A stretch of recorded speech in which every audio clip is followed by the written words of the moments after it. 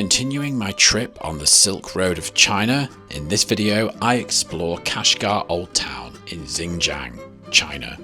A town that originally has been made from mud bricks and which has a history of over 2,000 years. We visit Afka Khoja tomb, roam the streets of the old town and explore the local shops and taste some traditional treats, and we will visit a traditional tea shop and the Abka Mosque. So, let's go. I'm here at the Abka Hoja tomb here in Kashgar. It's just outside of the old town, and this is one of the most famous Islamic sites in Xinjiang and a major pilgrimage destination for the local Uyghur Muslims. It's like they have floats here that they use for parades, and can you see on the floats you've actually got the guys here with the different foods. So you've got the naan bread, you've got the meat sticks here, you've even got the guy who's pulling the noodles up here. That's so cool. So let's head inside now. The tomb was built in 1640 and it's the burial place of the Abka Hoja, a powerful religious and political leader of the Naqshbandi Sufi order. This is very much giving me the same type of vibes as when I was in Delhi of the Taj Mahal, with the alignment of the pond and the tomb. Although some of the Chinese viewers of this might actually know this place more as Shangfei, the concubine's resting place. It's apparently a legend which is told here of the final resting place of Shangfei, who was the fragrant concubine, an Uyghur woman who is said to be taken to the Qing Emperor's harem in Beijing. I think she was 26 years old, which is a lot older than usual concubines. She never adjusted to life in the palace and always yearned for her homeland, and her body was brought back here to this temple. The architecture here is just like something like I've never seen before. I haven't explored the Middle East that much, and so to see buildings like this and this type of architecture, for me, it's only something that I've actually seen before, either on television, where you've got buildings with domes, and I have a feeling we're going to see a lot more of this when we head to the old town shortly here in Kashgar.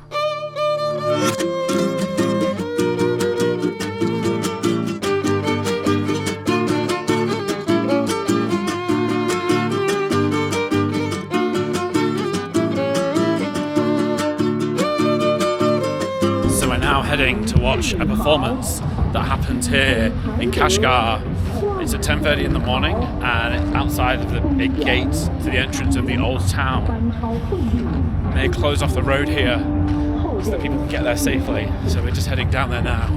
Kashgar is such an important city in this part of China because this is basically the first city you get to, whether you're traversing the Silk Road or any of the highways that take you either from Tibet, Nepal, Afghanistan to Turkestan, or any of those main routes that kind of come in to China. So this city has got so much influence in it from lots of different things, lots of different countries, lots of different people, and this hasn't just been recent, it's been going on for such a long time.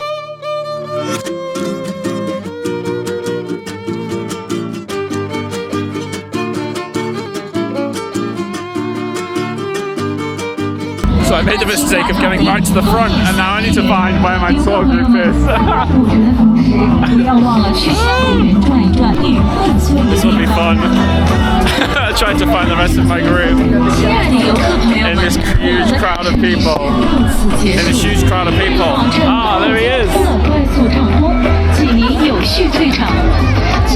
So we're now going to head inside of the old town, in the ancient city here.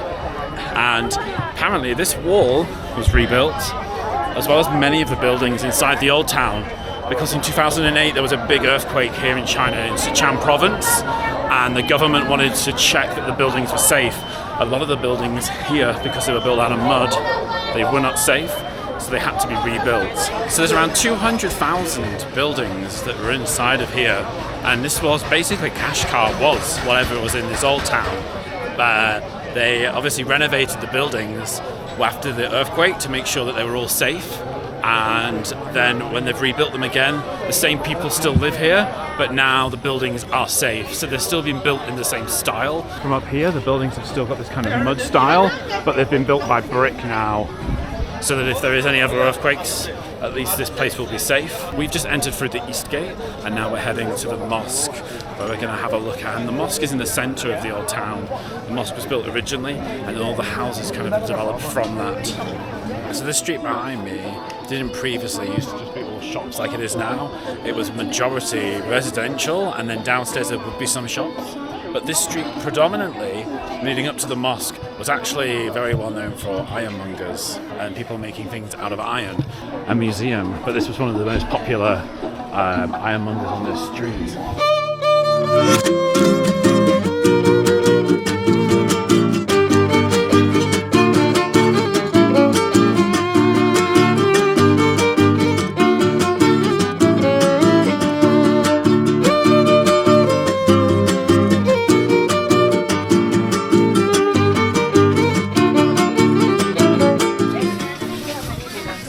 Golden naan.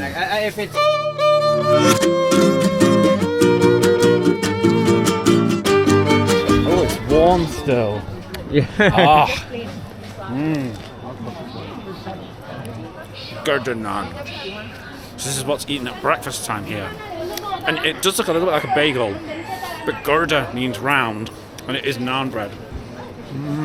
That's nice. With the sesame seeds as well. Crunchy. So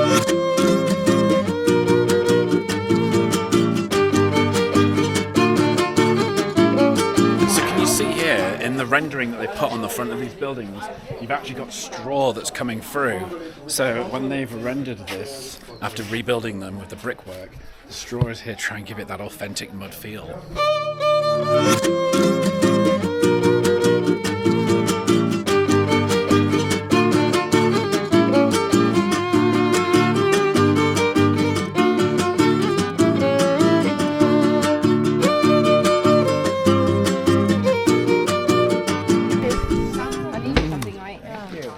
Thank you. Yeah, take the whole piece. Like our Chinese. These are our Chinese. It's nice. Oh yeah. It's sweet.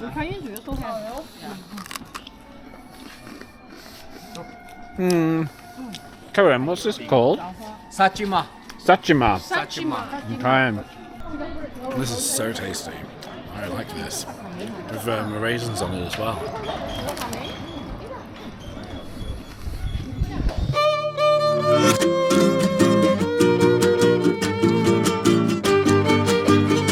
Smell the spices. This is 100 grams, 20 yuan. Not the saffron, but this is the saffron. So, the most expensive spice in the world. 1 gram, 20 yuan. Very good.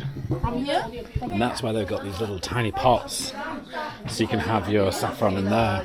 I'm gonna get one and bring it back as a gift. Look at all the spices in here, it's crazy. So many. Like, I don't even know what these are. Looks like peelings of fruit. So exotic. The smell here is amazing. Like, look at this. This looks like some kind of seed or flower.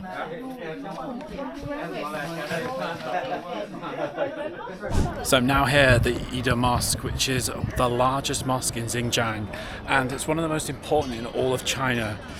It's a major religious and cultural symbol of the Uyghur Muslim community.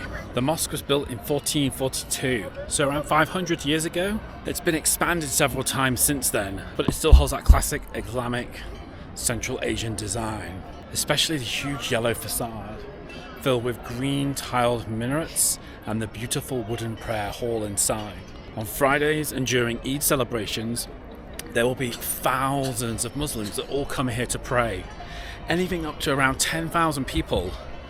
People will be praying inside and then outside within the treed area, but within the mosque, and then also outside here as well on big festivals, people celebrating.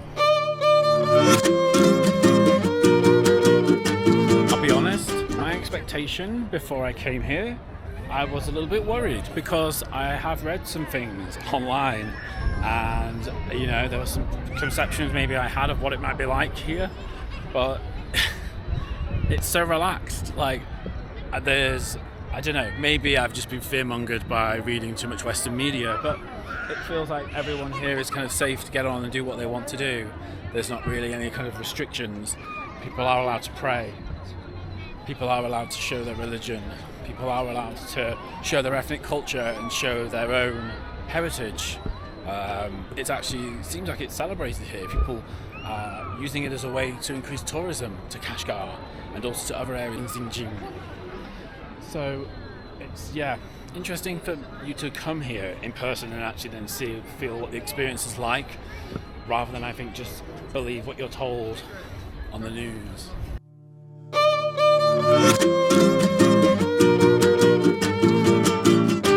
Expecting to walk through the gate and then come straight into this garden area.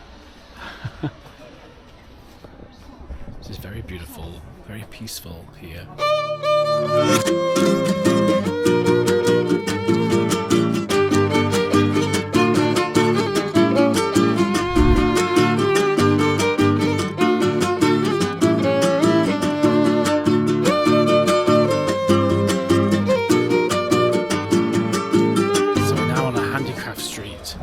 Where you've got lots of different merchants selling their homemade or their handmade goods, but maybe a lot of this stuff now is probably not handmade here as much. It might be imported. But you've got traditional hats here as well that you can see, all the different people, different tribes. You've got all the clothing, traditional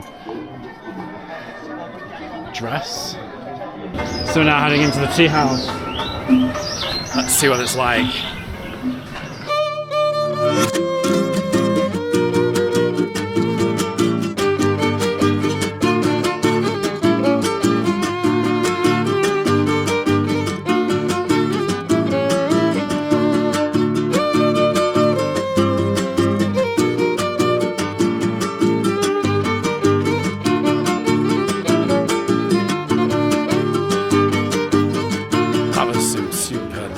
And really nice to see dancing as well. It was really nice to just be in that traditional tea house here. So that's the end of my video here in Kashgar Oldtown. I hope you've enjoyed it. Please, if you've not already, then hit that subscribe button, and why not give the video a like. If you hit subscribe, you're going to continue to follow my journey along the Silk Road here in China. We've got so much more to come still. We're flying next to Urumqi, so if you want to see what that's like, make sure you hit that button. Thank you for watching as always, and I'll see you on the next video. Bye.